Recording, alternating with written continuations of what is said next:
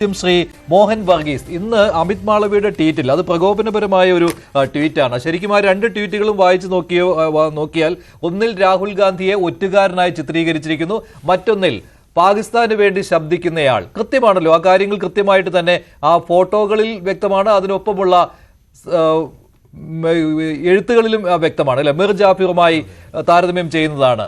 പ്ലാസി യുദ്ധത്തിൽ ബംഗാൾ നവാബിനെ ബ്രിട്ടീഷുകാർക്ക് വേണ്ടി ഒറ്റുകൊടുത്തയാൾ അല്ലെ, ബ്രിട്ടീഷുകാർക്ക് വേണ്ടി ജോലി ചെയ്തയാൾ എന്ന രീതിയിലുള്ളത്. പിന്നെയുള്ളത് ഇതാണ്, ഒറ്റ അജണ്ട. അതായത് പാകിസ്ഥാന്റെയും രാഹുലിന്റെയും കോൺഗ്രസിന്റെയും ഒക്കെ ഒറ്റ അജണ്ടയാണെന്ന് പറയുന്ന ഈ ട്വീറ്റ്, അതിനകത്ത് പാകിസ്ഥാന്റെ സൈനിക മേധാവി അസീം മുനീറിന്റെ മുഖവുമായി ചേർത്ത് വെച്ചിരിക്കുന്നത് രാഹുൽ ഗാന്ധിയുടെ മുഖമാണ്. അതിൽ കുറെ കാര്യങ്ങൾ പറയുന്നുണ്ട് അമിത് മാളവി. അതിനകത്ത് പറയുന്നത്, it is not surprising that Rahul Gandhi is speaking the language of Pakistan and his benefactors. He has congratulated the Prime Minister on the flawless Operation Sindoor, which unmistakably showcased India's dominance. Instead, he repeatedly asked how many jets we lost, a question that has already been addressed in the DGMO briefing.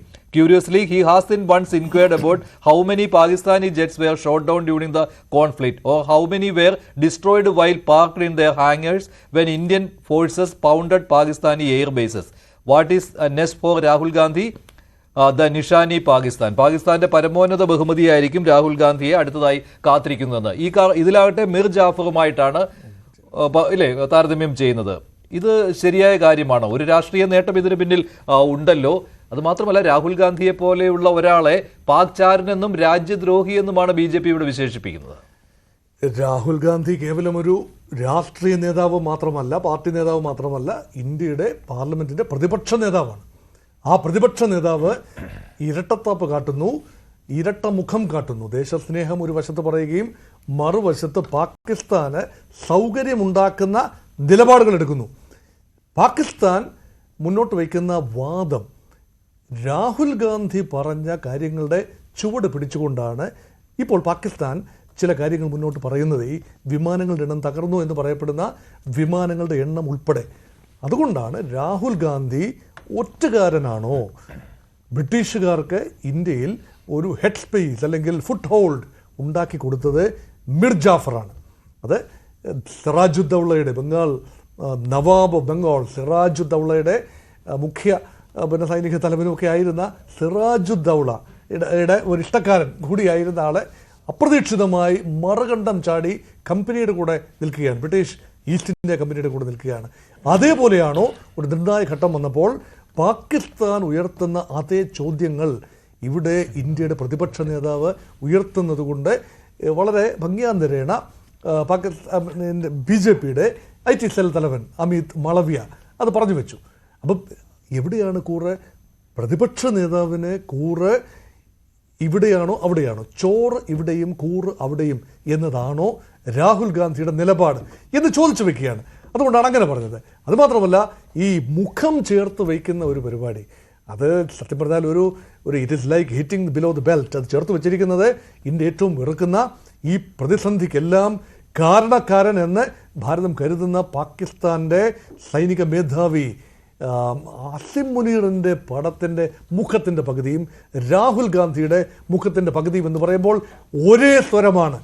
Rahul ഗാന്ധിക്കും Asim മുനീറിനും ഒരേ സ്വരമാണ് എന്ന് പറയാതെ പറഞ്ഞു വയ്ക്കുകയാണ്. അപ്പോൾ ഇതിൻ്റെ പിന്നിൽ കൃത്യമായ ഒരു നറേറ്റീവുണ്ട്.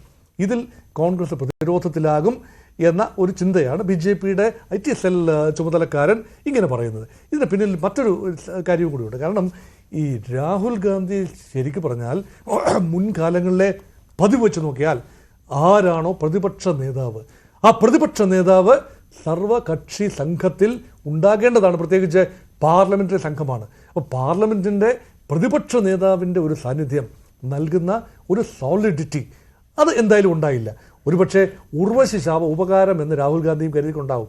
രാഹുൽ ഗാന്ധി പോയി എന്ന് കരുതുക, hypothetically Rahul Gandhi America visit ചെയ്യുന്നു, യൂറോപ്യൻ രാജ്യങ്ങൾ വിസിറ്റ് ചെയ്യുന്നു തരൂരിനോടൊപ്പം അല്ലെങ്കിൽ വേറെ ഒരു ടീമിൻ്റെ ഭാഗമായി. അങ്ങനെയെങ്കിൽ രാഹുൽ ഗാന്ധി അവിടെ നടത്തുന്ന ഓരോ പ്രസ്താവനയും ആരോടാണ് സംസാരിക്കുന്നതെന്നും പിൽക്കാലങ്ങളിൽ തലനാരിഴ കീറി പരിശോധിക്കുകയും ഭൂതക്കണ്ണാടിയുടെ അടിയിൽ വെച്ച് പരിശോധിക്കുകയും ചെയ്ത് രാഹുൽ ഗാന്ധി ബുദ്ധിമുട്ടിലാകുമായിരുന്നു. പക്ഷേ രാഹുൽ ഗാന്ധി ചില ചോദ്യങ്ങളാണല്ലോ ഉന്നയിക്കുന്നത്. ഇപ്പോൾ ഓപ്പറേഷൻ സിന്ദൂറിനെ കുറിച്ച് തന്നെയാണ്, ഇന്ത്യയുടെ എത്ര യുദ്ധവിമാനങ്ങൾ നഷ്ടമായി എന്നുള്ളത് അദ്ദേഹത്തിന്റെ ഒരു ചോദ്യമാണ്. അതുപോലെ തന്നെ എസ് ജയശങ്കർ കഴിഞ്ഞ ദിവസം പറഞ്ഞ ഒരു കാര്യം വെച്ചുകൊണ്ട് അദ്ദേഹം പറയുന്നു പാകിസ്ഥാന് മുൻകൂട്ടി ഈ ആക്രമണ വിവരം പറഞ്ഞു കൊടുത്തു എന്നൊക്കെ. പക്ഷെ അത് രാഹുൽ ഗാന്ധി പറയുന്ന ഒരു ന്യായമില്ല. പക്ഷേ ഈ യുദ്ധവിമാനങ്ങളുടെ കാര്യം, അത് എത്ര നാശനഷ്ടമുണ്ടായി എന്നുള്ളൊരു ചോദ്യം, അതിനെ ഈ രീതിയിൽ പാകിസ്ഥാന് നാവെന്ന് പറയേണ്ട ആവശ്യമുണ്ടോ? ഇല്ല, അതായത് ഇതിനകത്തൊരു he the right man, mister Rahul Gandhi is the right person to ask critical questions. തീർച്ചയാണ്, കാരണം പ്രതിപക്ഷ നേതാവിൻ്റെ ചുമതലയാണ്, പാർലമെന്ററി ജനാധിപത്യത്തിലെ പ്രതിപക്ഷ നേതാവിൻ്റെ ചുമതലയാണ് the omissions and commissions of the government should be brought to limelight. അപ്പം ഗവൺമെൻറ്റിൻ്റെ പോരായ്മകൾ ചൂണ്ടിക്കാട്ടുക, അതുപോലെ തന്നെ ഗവൺമെൻറ്റിൻ്റെ ചെയ്യേണ്ടത് ചെയ്യാതിരുന്നത് ചൂണ്ടിക്കാട്ടുക. അതുകൊണ്ടാണ് രാഹുൽ ഗാന്ധി പറഞ്ഞത് ഈ വിദേശകാര്യമന്ത്രി ഇങ്ങനൊരു പ്രസ്താവന നടത്തി, അതിൻ്റെ ഈ കുറച്ചുകൂടെ ഉള്ളറകളിലേക്ക് ചെല്ലാനുള്ള ആഗ്രഹമാണ് പറഞ്ഞത്. പാകിസ്ഥാനെ മുൻകൂട്ടി അറിയിച്ച് ഒരു സ്റ്റേജ് മാനേജ്ഡ് ആയിരുന്നോ ഈ ആക്രമണം, നിങ്ങളുടെ തീവ്രവാദ കേന്ദ്രങ്ങൾ ഞങ്ങൾ ആക്രമിക്കാൻ പോകുന്നു എന്ന് മുൻകൂട്ടി പറഞ്ഞു. ഇറാൻ അങ്ങനെയൊന്ന് പറഞ്ഞു ഇസ്രായേലിനെതിരെ, ഇസ്രായേലിനെ ആക്രമിക്കാൻ പോവുകയാണ് എന്ന രീതിയിൽ അങ്ങനെ പറഞ്ഞ് അമേരിക്കയെ അറിയിച്ചതിന് ശേഷം ഇറാൻ ഇസ്രായേലിനെതിരെ ആക്രമണം നടത്തി എന്നൊരു പേരുദോഷം മുൻപ് കേട്ടല്ലോ. ഇത് അതുപോലെ ഒരു നാടകമാണോ? ഇത് ചോദ്യമാണ്, ഇത് പ്രതിപക്ഷ നേതാവ് ചോദിക്കുന്നത്. അത് ബാലിശമായ ഒരു ചോദ്യം തന്നെയാണ്. കാരണം 9 ഭീകര കേന്ദ്രങ്ങളെ ഇന്ത്യ തകർക്കുകയാണ് ഉണ്ടായത്. അത് മാത്രമല്ല, അത് at the start of the operation എന്നാണ്. ഓപ്പറേഷൻ സിന്ദൂർ ഇപ്പോഴും അവസാനിച്ചിട്ടില്ലല്ലോ. ആ തുടക്ക സമയത്ത് പറഞ്ഞു at the start of the operation, അങ്ങനെ പറഞ്ഞു. അത് ഇന്ത്യയുടെ നയമാണ് പറഞ്ഞത്, ഭീകര കേന്ദ്രങ്ങളെയാണ് ഞങ്ങൾ ആക്രമിക്കുന്നത്, അതല്ലാതെ അവിടുത്തെ സൈനികരെയോ അവിടുത്തെ ജനങ്ങളെയോ അല്ല എന്ന്. ശ്രീ സേനാപതി വേണു, ഇതിപ്പോൾ അസീം